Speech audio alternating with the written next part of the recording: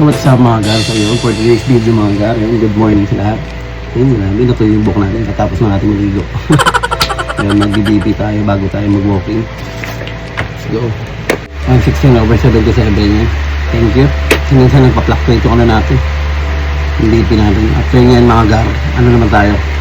Magtitas naman tayo ng sugar. So yun, ngayon ang buhay diabetic gar, kaya napakahirap. Imagine sa mga nakakilala sa akin before, napakalaki pero ngayon yan, pumayat tayo. Siyempre, sa ginagawa natin araw-araw, nag-ano muna ako, ma-blood, ano muna ako, blood sugar test. Yan. Grabe yun mga God. Nalaman natin kung gano'ng kataas ang sugar natin.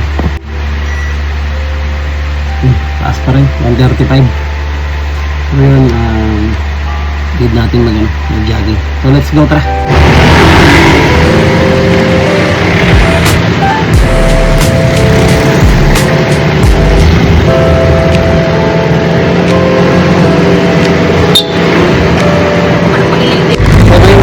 Na natin yung asawa ko, yan dito sa may ano nila office nila yun, diretso na tayo walking gar, jogging pa yun. So what's up? What's up mga gar, nandito na tayo sa may Nomo kung saan ako laging nag-walking, jogging every morning. Yun lang, share ko lang ulit yung aking morning routine yan sa mga para maano dyan, ma-inspired yung mga may hypertension dyan, may mga matatamis na dugo yan. And kailangan na natin yan mga gar, kailangan na natin laging mag-walking, jogging. Siyempre para bumaba yung ano natin, yung blood sugar tsaka yung ayun nga, yung BP natin mag-normalize. So yun guys, let's go.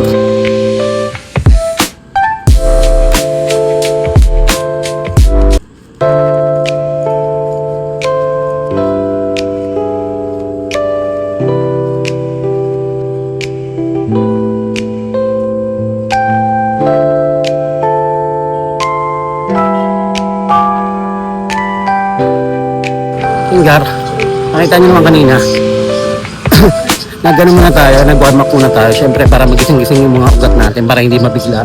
Ganun pala yung ano, yung mga gagawin nyo kapag gusto nyo mag-walking, jogging, always mag-warm up muna para magising yung mga ugat-ugat nyo sa mga katawan. Ngayon may mga nakakapatay tayo dito mag-walking gar.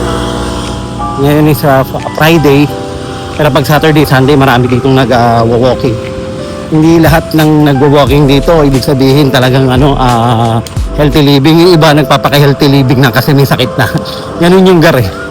Actually mga gar, ma-share ko lang ako 8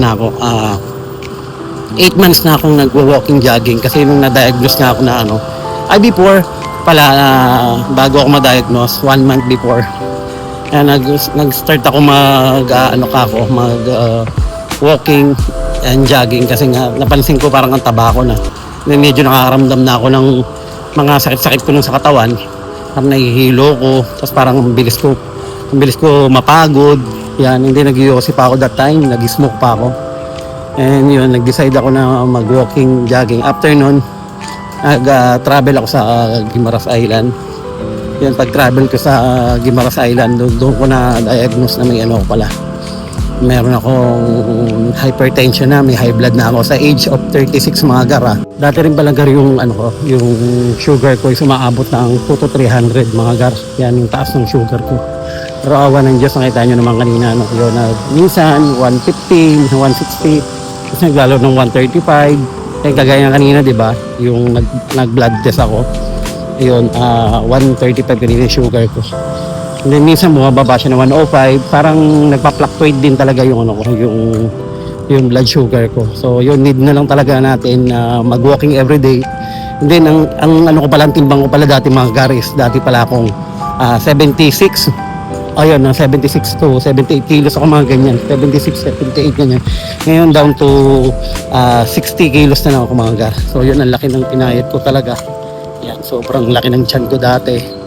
Hindi, naninigarilyo pala ako dati, ngayon tinigil ko na. Pero para sa hindi nakakaalam mga gar, 8 months, mag-8 months na rin ako hindi nag-rise mga gar.